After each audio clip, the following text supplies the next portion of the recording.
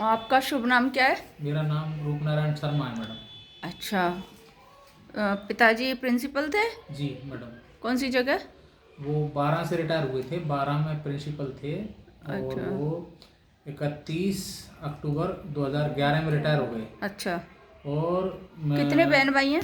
6। सबसे बड़े आप हैं? जी मैं हूँ। अच्छा। मतलब कितने हैं भाई, कितनी हैं बहन कितनी? मैं हूँ बड़ा, मेरे से छोटा एक भाई है। हाँ। उसके बाद 4 बहनें हैं। उससे सबसे बड़ी बहनों में ये है, इनसे छोटी 3 और हैं। अच्छा अच्छा। हाँ हाँ हाँ। तो सबसे छोटे जो भी हैं बहन या भाई, वो कितने साल के हैं? उनकी उम्र 36 वर्ष। 36 वर्ष है। अच्छा, अब इनकी जो, हाँ बताओ आप अब कहानी। हाँ, तो इरेगुलर रहा था इनका मंथ। पहले से प्रॉब्लम तो थी, लगभग 20-25 साल पहले मेरी शादी के टाइम पर। अच्छा। तो उस टाइम पर बहुत ज़्यादा बिल्कुल आंखों में जी आ गया था इनका, ऐसी कंडीशन हो गई थी। अच्छा। तो बहुत सी दवाइयाँ, यूट्रस रिमूव करवाने का भी प्रयास किया। हाँ लेकिन वो क्या है कि ऑपरेशन को झेलने की कंडीशन में नहीं थी ये। हाँ। तो ऑपरेशन नहीं करवाया। अच्छा। फिर वाके बाद में अब वो बंद होने का भी समय आ गया। हाँ। तो फिर एक देसी वैद्य ही थे वो सामान मतलब कंटिन्यूस ब्लीडिंग चलती रही थी हाँ। इनकी। कंटिन्यूस जब ब्लीडिंग चल रही थी हाँ। तो इनको कभी खांसी वांसी की उस समय प्रॉब्लम हुई थी? ऐसा तो मैडम कोई कोई खांसी हुई हो, चक्कर आते हो इस नहीं, तरीके ऐसा कुछ के? नहीं था। कोई वीकनेस, टाइफाइड हो, बुखार उखार आया हो? टाइफाइड तो बाद की बात है, मैं उसको भी सुनाऊंगा हाँ आपको। वो बताओ। हाँ, तो उस टाइम पर नॉन डिग्रीधारी एक सामान्य वैद्य, उन्होंने एक देसी कोई जड़ी बूटी मेरे को दी। और परमात्मा की दया से उसके बाद वो बंद होने का भी समय आ गया था, और या ऐसे संयोग से वो चीजें बिल्कुल खत्म हुई। बिल्कुल। उससे रिलेटेड कोई बीमारी कभी नहीं हुई। अच्छा, मेंसेस से प्रॉब्लम कर हाँ, कुछ कोई नहीं? कभी नहीं हुई। हाँ ये तो हाँ इनकी पहले की हाँ हिस्ट्री हाँ है। बिल्कुल। उसके बाद में देन इनके बिल्कुल खांसी जुकाम, नाखून में भी कोई बीमारी नहीं, 1% बिल्कुल सही, सारा सब कुछ सही। अब विगत 30 जनवरी 31 जनवरी को पापा हमारे 19 मई को एक्सपायर हो गए थे, 21 में। तो जब उनके जाने के बाद नेक्स्ट जनवरी में इनको 30 जनवरी के लगभग सांस लेने में सडन रात में बहुत तगड़ी दिक्कत हुई। तो कोई दवाई नहीं चल रही थी इनकी? नहीं, कोई प्रॉब्लम ही नहीं थी। अच्छा, अचानक की सांस लेने में दिक्कत हाँ, हुई? अच्छा। पहले घबराहट बेचैनी सी इस तरह का होता तो था इनको। रंग भी इनका परिवर्तित सा ऐसे मैं फील कर रहा था। सांस लेने में तकलीफ, जैसे सांस फूलना, ऐसी दिक्कतें होती थी। फिर उसके बाद में मैं रात को भाई सोया हुआ था नीचे। अब इन्होंने कुछ कहा नहीं, हो सकता है इनको कुछ एक्सट्रीम प्रेशर बढ़ा, बीपी हाई हुआ होगा। तो उस कंडीशन में ये मैम उधर गई, हमारे बाड़ा है पशुओं का वहाँ, तो ये चल नहीं पाई, वहाँ पहुँच भी नहीं पाई। तो रात में ऐसे जैसे तेज सांस चलती है ना, ऐसे जैसे सुअर करता है ऐसे। छोटे भाई ने समझा, हमारे यहाँ सुअर बुअर भी आ जाते हैं ऐसे, तो छोटे भाई ने ऐसे समझा कि यार ये सुअर आ गए। फिर उन्होंने खांसी, इनको खांसी हुई ना, तो उन्होंने कहा यार ये तो मम्मी है। तो बाहर निकल के आया, बाहर निकल के आया तो फिर उसने देखा कि मैया मैया क्या हुआ, कि भैया मेरे को बहुत स्थिति हो गई। देख के समझ गया पूरी स्थिति को। फिर देख के और सांस लेने में तकलीफ, मैंने बहन को फ़ोन किया तुरंत। वो मेरे पास चला गया, मैं ऊपर सोता हूँ कि भैया ऐसे मम्मी परेशान है। मैं जीजा की जगह है यानी। उन्होंने कहा कि आपके पास कोई डेरिफाइलिन वगैरह ऐसी कोई चीज़ पड़ी है क्या? मैंने कहा मेरे पास तो नहीं है साहब। यार कैसे आदमी आपके पास नहीं है? मैंने कहा आधा घंटे लगेगा, मैं अभी पहुँचता हूँ आपके पास। तो मेरे पास भी नहीं है। तो मैंने कहा आप तो डॉक्टर हैं, मेरे पास कहाँ से आया? तो मैडम, हम गांव में एक बालक प्रैक्टिस करता है, उसको मैंने कॉल लगाया, उसके पास ये सारी चीजें थी। तो उन्हें 3-3:30 बजे वो डेरिफाइलिन एविल्डेक्सोना दे दिए, और ये 4-4:30 बजे तक नॉर्मल हो गई। देन दूसरे दिन 31 जनवरी को मैं इनको लेके डॉक्टर गोविंद गुप्ता के पास चला गया, करौली। वो जनरल फिजिशियन है। उन्होंने कुछ मेडिसिन वगैरह दी, जिसमें एमोक्सिक्लेव 625, इसके अलावा एविफाइलिन वगैरह ऐसी टैबलेट्स वगैरह उन्होंने दी। तो ये नॉर्मल हो गई। उनका इलाज लगभग कंप्लीट सा ही हो गया। उनको नींद वींद में इनको प्रॉब्लम थी, तो उन्होंने तो वो एसिटाक्लोराम और एसिटालोपराम और वो टैबलेट्स दे दी तो नींद की। सुनो, मैंने एक सिंगल भी मेडिसिन उनमें से दी नहीं इनको। अच्छा। भाई इनको नींद उसकी वजह से थोड़ी थी, मानसिक तो कोई बेकार ही नहीं था इनको। तो फिर मैंने इनको वो टेनिस्ट्रिम टैबलेट आती हैं अपन के आयुर्वेद की, टेनिस्ट्रिम, वो 8-10 टैबलेट खिलाई, 10-20 टैबलेट। उसके बाद में इनकी नींद रेगुलर हो गई, फिर ऐसी प्रॉब्लम नहीं आई।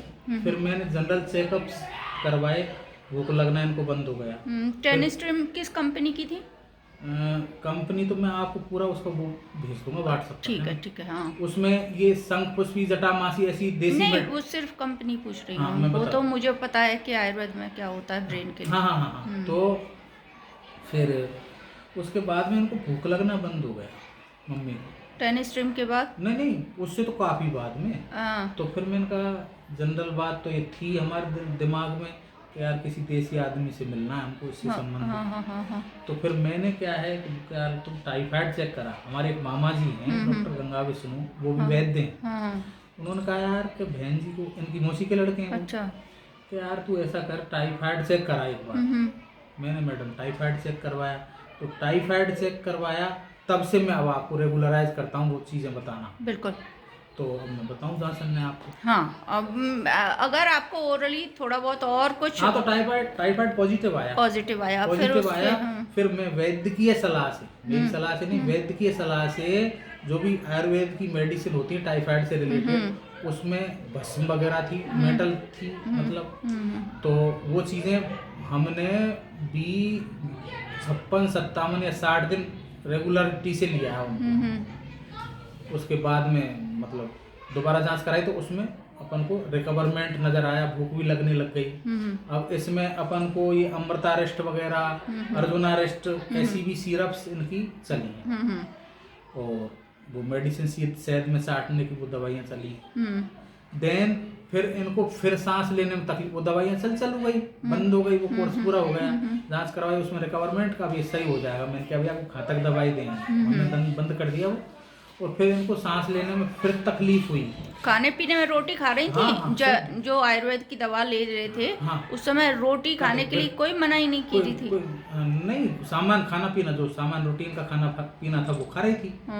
तो थे जो सामान जो नॉन ऑयली फूड इस तरह का तो खाना खाया ही नहीं। मुख्य परहेज जो होता है टाइफाइड में वो अन्न का होता है। तो अन्न लगातार खाया है इन्होंने, तो इसलिए तात्कालिक रिलीफ मिला उससे, और उसके बाद ठीक नहीं हुआ। कुल मिला के ये है, क्योंकि अगर आयुर्वेद की दवाई ओवरऑल हर चीज पे इफेक्ट करे तो वो सफल है। अगर एक चीज पे करे और दूसरी चीज बिगाड़े, इसका मतलब ट्रीटमेंट सही नहीं है। आप समझ रहे हैं ना बात को? तो ये कुशलता होती है डायग्नोस करने वालों की। ये अब आप बताएं।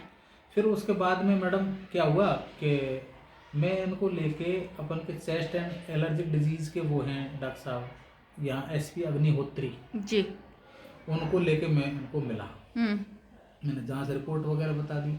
उन्होंने देख के कहा, मैंने कहा सर लंग्स में कोई इन्फेक्शन है या ट्यूबरक्लोसिस है इस तरह का?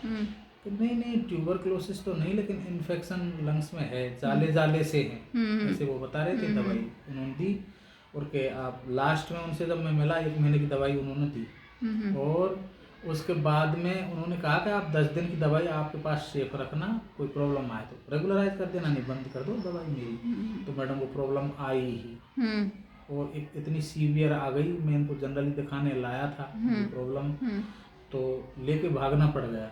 और ज़्यादा सांस में तकलीफ हो तो जयपुरी हॉस्पिटल में हॉस्पिटलाइज कराया, तब जाके उन्होंने जाना क्या क्या देखे वो। अब जांच करवाई है तो थायराइड भी बढ़ा हुआ है हल्का। अब तो रेगुलराइज हूँ मैं महीने से तो यहाँ ये किडनी वाले डॉक्टर से, क्यों कि उन अग्निहोत्री साहब ने मेरे से कहा था कि मैंने कहा सर मैं कोई आयुर्वेद वाले से मिल लूँ इस संदर्भ में। तो उन्होंने कहा कि आयुर्वेद वाले से मिलने की इसलिए आपको ज़रूरत नहीं, क्योंकि वो मेटल देते हैं, और मेटल से गुर्दे खराब हो जाते हैं और पता भी नहीं चलता। तो वो मेरे दिमाग में वो चीज़ है, कहीं उनकी साइड इफेक्ट की वजह से इनकी किडनी पे प्रभाव तो नहीं आया। तो विश्वास तो मैडम देखो सबसे प्राचीन पद्धति है आयुर्वेद, विश्वास देखो मैं बताऊँ आपको, इसका उत्तर भी अभी दे देती हूँ मैं। हाँ, मेटल जितनी, जैसे डाबर है या धूपापेश्वर है या वैद्यनाथ है या जितनी भी हिमालय है, जितनी भी कंपनियां हैं वो बनाती हैं, तो इतने वर्षों से, वो कम से कम 72 वर्षों से या और भी ज़्यादा वर्षों से, हाँ कई कई दशक हो गए उनको। हाँ तो मरते तो पहले ही मर जाते। जो गोल्ड की प्रिपरेशन खाते हैं वो मेटल ही तो होता है, गोल्ड, है ना, गोल्ड मेटल ही होता है। तो जो पहले राजा खाते थे उनको भी सबसे ज़्यादा हानि इसी की होनी चाहिए थी, किडनी की। अभी किडनी फेलियर की समस्या क्यों आई, अभी लंग्स फेलियर की, अभी लिवर फेलियर की समस्या क्यों आई?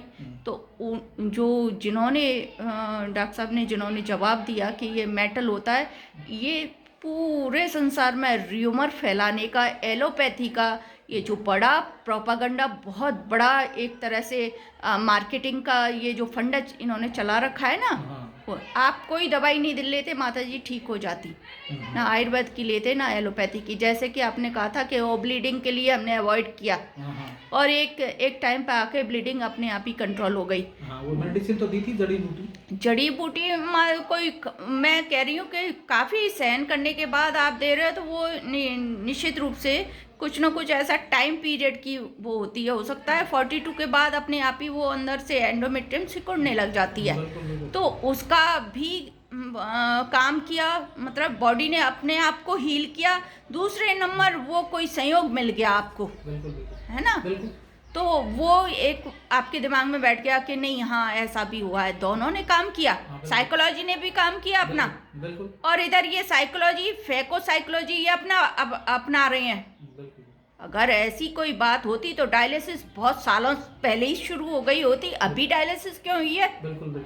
आप खुद विचार करें। तो अपने निश्चित रूप से इन सब चीज़ों से कोई मतलब नहीं है। हाँ ये जरूर है कि कहीं ना कहीं चिकित्सा में गड़बड़ी हुई है।